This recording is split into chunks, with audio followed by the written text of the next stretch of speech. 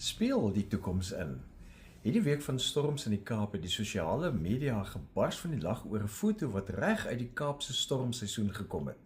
En dis 'n foto van 'n 60-60 afleweringsdrywer of ryer, sal ek in hierdie geval sê, wat op 'n windsurf plank deur die vloedstrate surf met die groot 60-60 branding 4 op die seil. Die man is vasbeslote. Die straat is 'n rivier. Niemand het hom gestuur nie. Die algoritme het nie verander nie. Die bestelling moes net afgelewer word. Die internet het hiervan gehou, want daar is iets diep menslik aan iemand wat weier om deur omstandighede gestop te word en dit met 'n glimlag doen. Paulus skryf vir Romeine 12 vers 12: Wees blymoedig in hoop, geduldig in verdrukking, volhard in gebed. Let op die volgorde. Blymoedigheid kom eerste.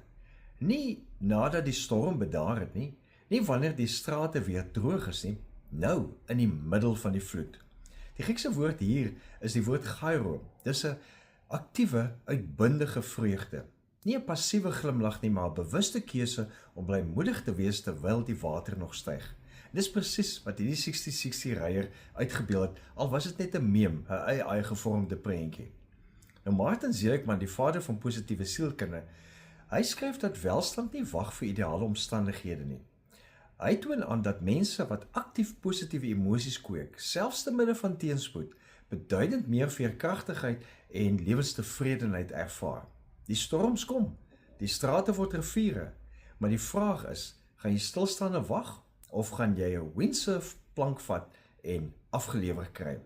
So vandag hierdie Vrydag, kies blymoedigheid ten spyte van jou omstandighede. Nie omdat alles perfek is nie, maar omdat jou hoop nie van die weer afhang nie. Wanneer jy jou toelaat om speelerig en plesierig iets te doen, beoefen jy blymoedigheid en sien jy weer kans vir die toekoms. Want dit is saam met God. Leef geïnspireerd.